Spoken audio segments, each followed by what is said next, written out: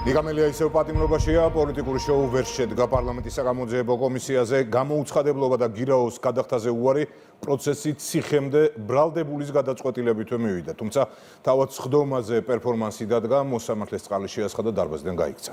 მარიამ ქართველიშვილი გვერდება პირდაპირ ეთერში. ნიკამელიამ კანონ დაუმორჩილებლობის მასტერკლასის სხდომის დარბაზში აჩვენა თავი, ვერ დაიცვა და მოსამართლეზე თავდას ხმა ამჯობინა. მოსამართლისთვის სასამართლოს შეურაცხყოფა კი დამატებითი მტკიცებულებაც აღმოჩნდა, რომ მელია უკანონობისკენ მიდრეკილია. დაკავებული საქალაქო სასამართლოდან პირდაპირ რუსთავის მე-12 ციხეში შეასახლეს. ნიკამელიას მხრიდან არ გადახდა უბრალოდ მოხდა მიზანმიმართველი. გირაო არ გადაიხადა, თავისუფლება პატიმრობით შეეცვალა. ხმაურიანი დღის ფინალი მოსამართლე ირაკლი შვანგირაძემ გამოაცხადა, რომელიც დღეს ნიკამელიას პოლიტიკური შოუს მთავარი სამიზნე იყო. დროებით დანიშნული მოსამართლის თანამდებობაზე გამოსაცდელი ვადით ეს ყველა ვიცით. მომდენო 3 წელიწადი დაგაკვირდებათ ჩინჩალაძე, მურუსიძე, რამდენად მორჩილი იქნებით და ისე მიიღეთ გადაწყვეტილება და ეს კაცი უნდა.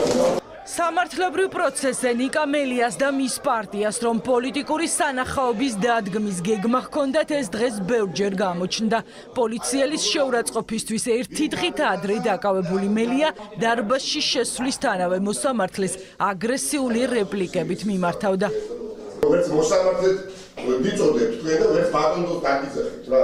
ბრალდებული მოსამართლის წონასწორობიდან გამოყვანას რამდენიმე წუთის განმავლობაში ცდილობდა, თუმცა საბოლოოდ სახე თავად დაკარგა.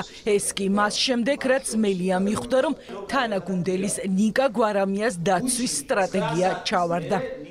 გუშინ ღამის 12 საათამდე მას ჰქონდა შესაძლებლობა და ვალდებულება თქვენი განმარტებიდან გამომდინარე და სასამართლოს გადაწყვეტილებით გამომდინარე, რომ გადაეხადა გირაო. გუშინ 9 საათის მერე ნიკას მოუსწრეს აღნიშნული შესაძლებლობა. ქონდა სურვილი რომ გადაეხადა 21 საათიდან 12-მდე და ამის გამო ვერ გადაიხადა. აშუაში პირველი არ გიპასუხეთ. როგორც 29 დღე შეიძლება არ იხდიდე, ასე შეიძლება გადაიხადო ბოლო 10 წუთში. მოსამართლისთვის წყლის შესხმის შემდეგ მელია დარბაზიდან ისე გაიქცა, რომ სასამართლოს შეურაცხყოფაზე პასუხის მოსმენა ვერ გაბედა. მელიას საქციელის შეფასებას გაექცა ნიკა გვარამიაც. წყლის შესხმასთან დაკავშირებით კითხავთ, თქვენი პოზიცია? გავაკეთე განცხადება. ევროკავშირის გირაოთი ერთხელ პატიმრობიდან გათავისუფლებული ნიკამელიას მეორე პატიმრობა მისი ქმედებების ლოგიკური გაგრძელებაა მართველი გუნდისთვის. ქართული ოცნების კანონი ყველაზე თანაბრად ვრცელდება. მათზე, ვინც სამართალდამცველებს არ ემორჩილება და მათზეც, ვინც საგამოძიებო კომისიასთან თანამშრომლობაზე უარს ამბობს. ეს არის იაფფასიანი ხულიგნობა და ნიკამელი არის იაფფასიანი კრიმინალი, რომელიც ერთი ხელით თანხმობს, რომ არ გადავიხდი გირაოსო და მეორე ხელით მოსთქვამს არ დამაპატიმროთო და დანაშაულზე სჩადის. ჩვენი ქვეყანაში არის კანონის უზენაესობა, დაცული არის ყველა სუფლება, მათ შორის მოსამართლის სუფლებაც და სხვათა შორის მოსამართლის მიმართ სიძულვილის კამპანიისთვის მელიაც, გვარამიას და ძმანი მათნი არის სტრასბურგის სასამართლოს მხრიდან ხილებული და ვფიქრობ, ეს საკითხიც საჭიროებს შესაბამის სამართლებრივ შეფასებას. არ შეიძლება, რომ ქვეყანაში პრეტენზია ჰქონდეს, რომ ხარ პოლიტიკოსი, ხარ დემოკრატიის მომხრე, ხარ კანონიერების მომხრე და იმ პოლიტიკას ატარებდე, რა პოლიტიკასაც, ჭყალებში ვამბობ პოლიტიკას, ატარებს და რა ქმედებებსაც ახორციელებს ნიკამელია.